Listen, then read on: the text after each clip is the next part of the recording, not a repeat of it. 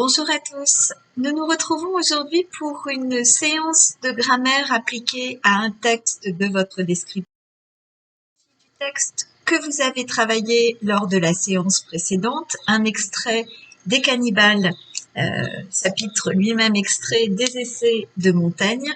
J'en fais la lecture et nous travaillons ensemble sur les 3 grands domaines d'études grammaticales de la classe de première, à savoir l'interrogation, la négation et les conjectifs compléments circonstanciels. Je parlais à l'un d'eux très longtemps, mais j'avais un interprète qui me suivait si mal et qui était si embarrassé à comprendre mes idées du fait de sa bêtise que je ne puis guère y prendre du plaisir. Lorsque je lui demandai quels fruits il recueillait de la prééminence qu'il avait parmi les siens, car c'était un capitaine et nos matelots le nommaient roi, il me dit que c'était de marcher le premier à la guerre. De combien d'hommes il était suivi, il me délimita un espace pour signifier que c'était autant qu'il pourrait y en avoir dans un tel espace. Ce pouvaient être 4 ou 5 000 hommes. Si, en dehors du temps de guerre, toute son autorité disparaissait, il dit qu'il lui en restait ceci que, quand il visitait les villages qui dépendaient de lui, on lui ménageait des sentiers au travers des haies de leurs bois, par où il put passer à son aise. Tout cela ne va pas trop mal. Mais quoi, il ne porte point de haut de choses. Nous commençons avec l'interrogation. Je vous propose un certain nombre d'activités. Je vous invite évidemment pour chacune d'entre elles à arrêter la vidéo, à essayer de vous confronter à cette activité et à relancer la vidéo ensuite pour avoir la correction. Il est extrêmement important, bien entendu, que vous puissiez vous exercer par vous-même et non pas suivre passivement finalement mes activités. Si le moindre doute persiste après la correction, bien entendu, vous envoyez un message et j'essaierai de vous répondre. Première activité que je vous propose, repérer les interrogatives à l'intérieur de cet extrait et en faire l'analyse. Je me lance dans la correction. Il y a donc 3 interrogatives qui sont les suivantes. Quel fruit il recueillait de la prééminence qu'il avait parmi les siens? De combien d'hommes il était suivi? Si, en dehors du temps de guerre, toute son autorité disparaissait. Ce sont donc 3 interrogatives indirectes, intégrées au récit que fait Montaigne de la rencontre avec les Amérindiens et introduits par le verbe demander lorsque je lui demandais. Nous allons essayer de les regarder de façon un peu plus fine. La première, quel fruit il recueillait? On voit que l'interrogative est introduite par un déterminant interrogatif, quel? Donc l'interrogation porte sur le nom déterminé, c'est-à-dire fruit. La deuxième, de combien? On a ici la succession d'une préposition de et d'un adverbe interrogatif combien. L'interrogation porte donc sur le nombre, c'est l'adverbe interrogatif qui porte cette question sur le nombre. Et la présence de la préposition est justifiée par le fait que l'interrogation porte sur un objet, le COI en l'occurrence, du verbe suivre. Troisième phrase, la conjonction interrogative si et l'interrogation porte ici sur l'ensemble de la proposition. Je vous propose maintenant de transformer les interrogatives en interrogatives directes. Et cela pourrait donner, pour la première, quel fruit recueille-t-il de la prééminence qu'il a parmi les siens, si l'on garde la troisième personne, ou bien quel fruit recueilles-tu de la prééminence que tu as parmi les tiens, dans l'hypothèse où vous rétablissez la question telle qu'elle a pu être prononcée par Montaigne. De combien d'hommes, est-il suivi? De combien d'hommes es-tu suivi? Et enfin, en dehors du temps de guerre, toute son autorité disparaît-elle? Toute ton autorité disparaît-elle? Ou bien, avec un mot interrogatif, est-ce que toute son autorité disparaît en dehors du temps de guerre? Est-ce que toute ton autorité disparaît en dehors du temps de guerre? Dernière activité, je vous propose de transformer la dernière proposition du texte, il ne porte point de haut de choses, en interrogatif direct.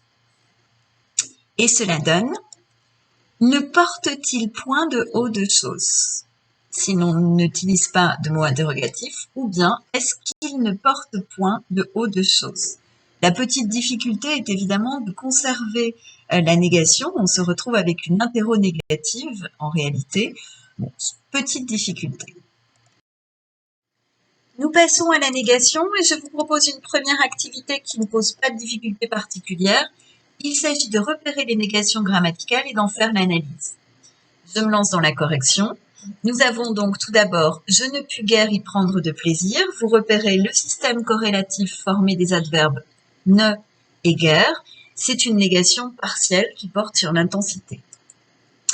Tout cela ne va pas trop mal. Système corrélatif, encore une fois, ne, pas. Négation totale qui est nuancée effectivement par le trop, mais la présence du forclusif pas nous oblige à parler de négation totale. Système corrélatif ne point pour la dernière négation, il ne porte point de haut de chose. On a encore une fois une négation totale. Les activités de transformation maintenant. Tout d'abord, vous transformez la première négation en négation totale. Donc, vous savez que pour faire une négation totale, il faut introduire le forclusif pas ou point. Donc, cela donne « je ne puis pas, je ne puis point y prendre de plaisir ».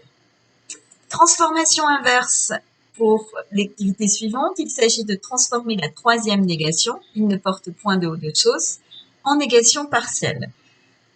Il faut donc faire disparaître le forclusif point. Vous avez plusieurs possibilités, soit vous transformez ce forclusif, il ne porte jamais ou guère de haut de chose, et vous niez le complément circonstanciel, ou bien vous choisissez d'introduire dans la phrase un pronom négatif, personne ne porte de haut de chose, ou bien encore, vous choisissez de mettre dans la phrase un déterminant négatif, il ne porte aucun haut de chose. Dernière activité, vous passez à la forme affirmative, la première et la dernière phrase. Donc, je ne pus guère y prendre de plaisir devient je pus y prendre du plaisir. Et vous remarquez ici l'apparition de l'article partitif du, qui en réalité est la contraction de et le. Pourquoi est-ce qu'on a un partitif? Parce que plaisir, c'est un nom qu'on appelle massif, c'est-à-dire que c'est un nom que je ne peux pas découper en plusieurs morceaux. Il n'y a pas un plaisir, deux plaisirs, trois plaisirs, il y a du plaisir. Et la deuxième phrase, cela donnait « il porte des haut de choses ». Ici, vous avez l'apparition du déterminant indéfini pluriel « des », qui au singulier serait un ou une. Donc, il porte un haut de choses, il porte des hauts de choses. Alors, un haut de choses, en fait, n'existe pas puisque le nom est forcément au pluriel. Ce que l'on retient de cette activité et qui est important, c'est que dans les phrases négatives, quand vous avez un groupe nominal complément, vous avez l'apparition d'un marqueur de négation de « je ne pus guère y prendre de plaisir », il ne porte point de haut de choses, que l'on ne va pas analyser ni comme un article, ni comme un déterminant, ni comme une préposition. On va parler d'un marqueur de négation qui est employé là où l'on aurait à la forme affirmative un déterminant, soit indéfini, un, des, soit partitif du, de la. Vient maintenant l'analyse des subordonnées circonstancielles. On commence évidemment par une activité de repérage. Repérez les subordonnées circonstancielles et faites leur analyse. Vous n'aurez eu guère de difficulté, je crois, à repérer les deux circonstancielles de temps qui viennent d'être surlignées en bleu sur votre écran et qui sont introduites la première par lorsque, la seconde par quand. Il y avait une autre circonstancielle un peu plus difficile à repérer et c'est la suivante. Si mal, il me suivait si mal, il était si embarrassé que je ne pus guère y prendre de plaisir. Vous voyez ici que nous avons une circonstancielle de conséquence. Il me suivait mal, de sorte que je ne pus guère y prendre de plaisir, si bien que je ne pus guère y prendre de plaisir. Il était embarrassé, si bien que. Donc, vous voyez ici que la conséquence va porter sur un élément précis de la phrase, deux éléments en l'occurrence. Ça va être les éléments dans notre exemple, qui suivent immédiatement le si. Activité de transformation sans grande difficulté. Vous transformez les groupes qui viennent de s'afficher en jaune sur votre écran pour faire apparaître des subordonnées circonstancielles. Vous commentez les transformations. Et je me livre à la correction. C'était un capitaine et nos matelots le nommaient roi deviendrait c'était un capitaine si bien que, ou de sorte que, nos matelots le nommaient roi. Vous remarquez ici un rapport de conséquence. C'était un capitaine. Par conséquent, en conséquence, nos matelots le nommaient roi et nous avons utilisé une locution conjonctive, c'est-à-dire une conjonction en plusieurs mots, si bien que, de sorte que. On lui ménageait des sentiers au travers des haies de leur bois par où il put passer à son aise. Deviendrait, on lui ménageait des sentiers au travers des haies de leur bois pour qu'il puisse passer à son aise ou bien afin qu'il puisse passer à son aise. Et vous voyez ici clairement apparaître le but, donc qui est rendu immédiatement reconnaissable par l'introduction d'une locution conjonctive pour que, afin que. Dernière phrase, tout cela ne va pas trop mal, mais quoi, il ne porte point de haut de choses. Cela deviendrait, tout cela ne va pas trop mal, bien qu'il ne porte point de haut de choses. Et vous remarquez ici que vous avez créé ou rétabli une concession. On paraît accepter quelque chose, on accepte un petit peu. Il ne porte point de haut de choses, c'est quand même un petit souci. Mais quand même, dans l'ensemble, tout cela ne va pas trop mal. Là encore, on a utilisé une locution conjonctive. Nous en avons terminé pour aujourd'hui. Comme vous avez bien travaillé, vous avez droit évidemment à votre citation concernant la grammaire. Vous avez remarqué que j'alternais, pas de façon très régulière, mais des citations qui se moquaient de la grammaire et des citations qui soutenaient au contraire cette science. Voilà aujourd'hui une belle citation qui la soutient, elle est de Jules Renard. J'aime passionnément la langue française. Je crois à tout ce que la grammaire me dit et je savoure les exceptions, les irrégularités de notre langue. C'est sur ces mots que je vous quitte en vous souhaitant une excellente journée.